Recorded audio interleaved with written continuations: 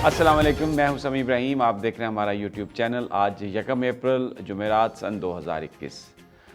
जो पाकिस्तान की इक़्तिसादी सूरत हाल है उसके हवाले से बात करेंगे। बड़ी अच्छी खबरें आ रही हैं और बावजूद इसके कि कोरोना ने पाकिस्तान की इकॉनमी को हिट किया, लेकिन जो खबरें हैं फ़ॉरेन इन्वेस्टमेंट भी पाकिस्तान में आई है और आ रही है, उसमें इजाफ़ा हुआ है। पाकिस्तान के जो टैक्स कलेक्शन है उसमें भी इजाफ़ा हुआ है और जो पाकिस्तान के अंदर टैक्स फाइल करने वाले लोगों की तादाद में भी इजाफ़ा हुआ है। और जो इंडिकेटर्स हैं इक़्तिसादी सूरत हाल के, ऐसा लग रहा है कि मुल्क जो है वो अगर कोविड से निकल आए तो ऐसी सिमत जा रहा है जहां पर इकॉनमी बेहतर होने का इम्कान है। डॉलर की जो कीमत रुपया मजबूत हुआ है उसकी वजह से सबसे पहले हमें जो उसकी चीज़ नज़र आई है वो ₹1.5 पर लीटर पेट्रोल सस्ता हुआ है और ₹2.5 पर लीटर डीज़ल सस्ता हुआ है। और ये और मज़ीद आने वाले दिनों में जो पाकिस्तानी करेंसी की कीमत है वो डॉलर के मुकाबले में ज़्यादा होगी, जिससे महंगाई जो है वो कम होने का इम्कान है। एक और जो अच्छी खबर आई है जो मैं आपके साथ शेयर करना चाहता हूँ कि जो हमाद अज़हर वफाकी वज़ीर ख़ज़ाना है, उन्होंने ये कहा है कि हम IMF का जो प्रोग्राम है उसको रिव्यू करने जा रहे हैं। रिव्यू क्यों करने जा रहे हैं? क्योंकि जो कंडीशनैलिटी है IMF की वो खासी सख्त है। जब पाकिस्तान ने ये किया था साइन इस प्रोग्राम को IMF को, तो ज़रूरत थी, हालात बहुत ख़राब थे, चारा नहीं था, बड़ा एक गैप था, तो उसको पूरा करने के लिए उस वक्त पाकिस्तान ने IMF की बहुत सारी टफ़ कंडीशंस को मान लिया था। लेकिन एक गुंजाइश रखी थी उस एग्रीमेंट में कि अगर ज़रूरत पड़ेगी तो हुकूमत पाकिस्तान इसको रिव्यू कर सकती है, पूरे के पूरे इस प्लान को IMF के साथ डिस्कस कर सकती है। तो अब जो चीज़ें महंगी करने की जो शराइत हैं उस पर हुकूमत बात करना चाह रही है IMF से, और हमाद अज़हर साहब ने ये हिंट दिया है कि वो इस पर बात करेंगे। और अगर शौकत तरीन साहब, जिनके बारे में ये कहा जा रहा है कि वो भी इक़्तिसादी टीम का, मुआशी टीम का हिस्सा बन सकते हैं, वो वज़ीर ख़ज़ाना नहीं होंगे। इमरान खान साहब एक कौंसल बनाना चाह रहे हैं, एडवाइज़री कौंसल वज़ारत ख़ज़ाना के लिए, जिसको वो हेड करेंगे उस कौंसल को, और मुफीद मशवरे उनके, क्योंकि माजी में जब पीपल्स पार्टी की गवर्नमेंट ने एक बड़ा पैकेज लिया था IMF से तो उस वक्त जहांगीर तरीन साहब वज़ीर ख़ज़ाना थे। लेकिन फिर बाद में क्योंकि वो सिल्क बैंक को भी ओन करते हैं, उन्होंने अपने बैंक को लॉन्च करना था, उसके लिए फ़ंड्स इक्विटी रेज़ करना था, तो उन्होंने इसलिए फिर वज़ारत से उस वक्त इस्तीफ़ा दे दिया था कि वो ये नहीं चाहते थे कि कॉन्फ्लिक्ट ऑफ इंटरेस्ट हो। ईमानदार आदमी है, शरीफ आदमी है, तो उन्होंने, बहुत कम हुआ है कि पाकिस्तान में जो सरमायादार वज़ीर बने हैं, पॉलिटिक्स में हैं, अपने बिज़नेस की वजह से, अपने किसी प्रोजेक्ट की वजह से उन्होंने हुकूमत को खैर बात कहा हो। हम तो यहाँ पे देखते हैं कि ये सारे ख़ानदान जो है ज़रदारीज़ और शरीफ से अपना बिज़नेस बढ़ाने के लिए हुकूमतों में आते हैं, और जब हुकूमत में आते हैं तो इन्हीं का बिज़नेस अपना बढ़ता है। लेकिन इसके बावजूद कि वो एक साफ़ आदमी थे, उनको खासे नैब के मुकदमात का सामना करना पड़ा, क्योंकि जो रेंटल पावर प्रोजेक्ट्स थे वो उन्होंने अगरचे मुखालफत की थी उसकी कि ये नहीं होना चाहिए, लेकिन क्योंकि उन्हीं के दौर में वो साइन हुए तो उनको बहुत सारे नैब के मुकदमात का सामना है, और उन्होंने वज़ीर बनने से इनकार किया उस वक्त तक जब तक उनके नैब के मुकदमात ख़त्म नहीं होते। तो मैं, लेकिन फैक्ट्स एंड फिगर्स जो इक़्तिसादी सूरत हाल है, मैं 3-4 आपको चीज़ें उसकी बड़ी बताता हूँ जिससे आपको पता चलेगा कि हम किस तरह से बेहतर जा रहे हैं। एक तो मार्च के महीने में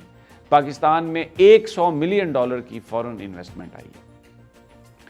$100 मिलियन की, और ये आई है पाकिस्तान इन्वेस्टमेंट बॉन्ड्स में।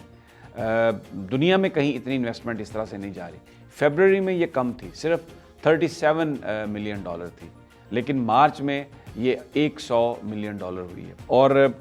बड़ी ये ज़बरदस्त एक अचीवमेंट है, क्योंकि इस वक्त कोविड की वजह से पूरी दुनिया में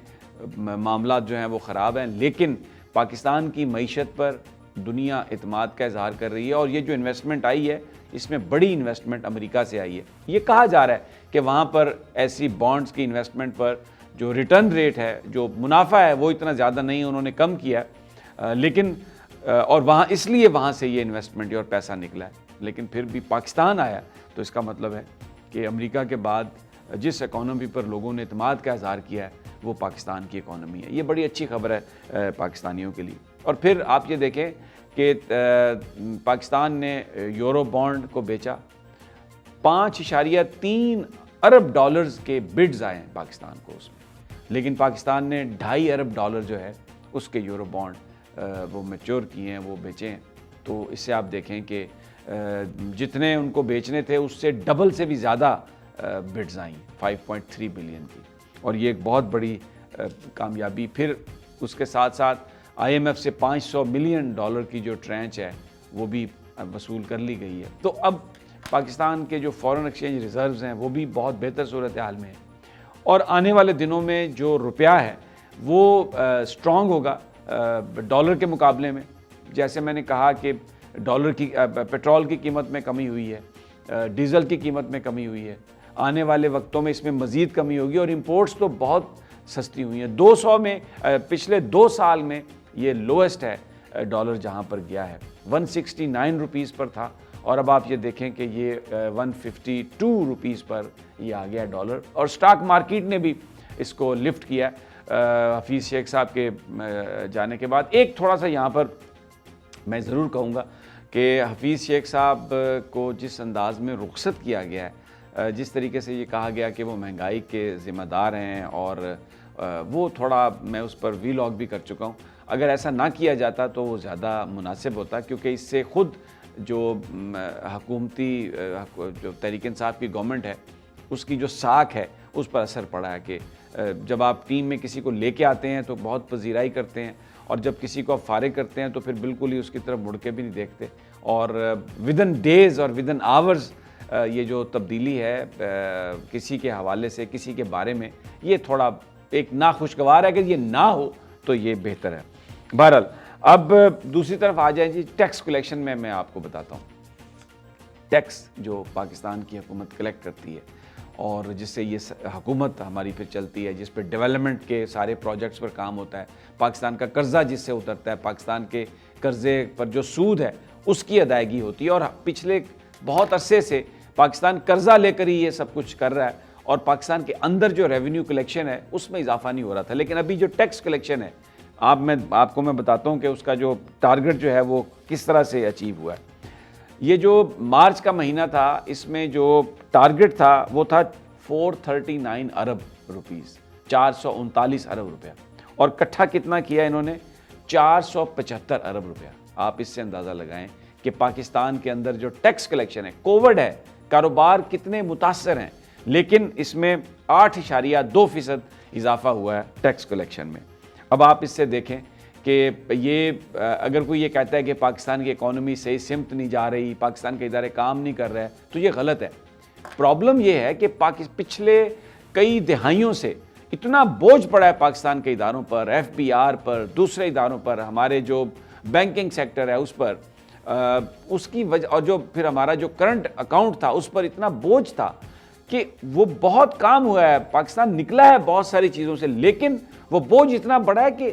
ابھی اس کا جو ایک بہت بڑا فرق ہے وہ محسوس نہیں ہو پا رہا، جس کی وجہ سے ایسا لگ رہا ہے کہ یہ سارا سلسلہ خراب ہے، اور میڈیا اتنا ہاسٹائل ہے، روزانہ آپ کو ایسی بات بتاتا ہے آ کے کہ جس سے ایسا لگتا ہے کہ مایوسی ہی مایوسی۔ بلکہ میں یہ جو باتیں کر رہا ہوں، بہت سارے ہمارے دوست کمنٹ کرتے ہیں، پتہ نہیں کو کہتا ہے جی آپ کیوں اتنی سپورٹ کر رہے ہیں۔ میں سپورٹ نہیں کر رہا، میں فیکٹس اور فگرز جو ہیں میں وہ آپ کے سامنے لے کے آ رہا ہوں، جس میں آپ کو بتا رہا ہوں کہ دیکھیں ٹیکس کلیکشن کتنی بہتر ہوئی ہے۔ ایک اور جو پاکستان کا مسئلہ تھا، جس کا پرائم منسٹر نے، عمران خان صاحب کی حکومت نے اعلان بھی کیا تھا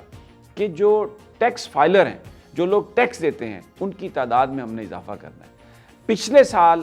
جو لوگ ٹیکس فائل کرتے تھے ان کی تعداد 26 لاکھ تھی، اور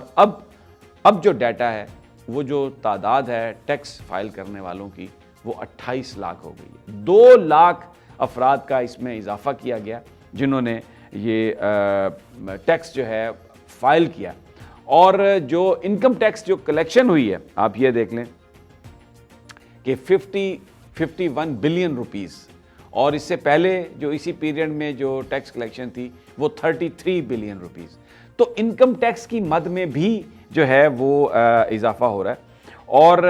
جو اوورآل ٹارگٹ ہے پاکستان کا، اس میں ابھی وہ اچیو نہیں کیا گیا، تھوڑا اس میں کمی ہے، تقریباً 100 ارب روپے کی۔ لیکن اس کی وجہ جب بہت ہی برے طریقے سے کووڈ نے پاکستان پر حملہ کیا ہوا تھا، اور بیچ میں ختم بھی ہو گیا تھا، اب دوبارہ اس کی جو 3rd ویو ہے اس نے پھر پکڑا ہے پاکستان کو، لیکن جہاں جہاں پر بھی تھوڑا سا بریدنگ سپیس ملا ہے اور بزنس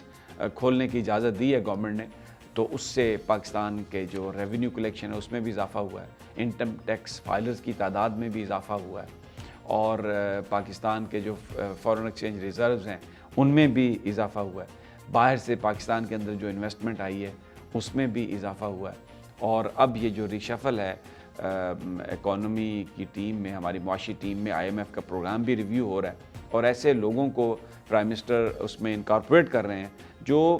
ریفارمز ہیں، اسٹرکچرل ریفارمز ہیں، اور جو ادارے ہیں ان کو اپنے پاؤں پر کھڑا کرنے کی کوشش کی وہ کر رہے ہیں۔ اچھا، یہ سب باتیں اس لیے ضروری ہیں کہ ان سب کا امپیکٹ ایک جگہ پہ جا کر لوگوں کی زندگیوں پر ہوگا۔ یہ جو جیسے ڈالر کے مقابلے میں روپے کی قیمت اور بہتر ہوتی ہے، 1.5 روپے پر لیٹر پٹرول کم ہوا ہے تو 2-4 روپے اور پٹرول کم ہو جائے گا، تو اس سے آپ کی جو پروڈکشن ہے، اس سے آپ کی جو ٹرانسپورٹیشن ہے اس کی کاسٹ میں کمی ہوگی، اور پھر اگر ہماری ایکسپورٹس بڑھتی ہیں اور فورن انویسٹمنٹ ہمیں اگر مل رہی ہے جیسے میں نے آپ کو کہا، تو اس سے ہماری اکانومی بہتر سمت جائے گی، اور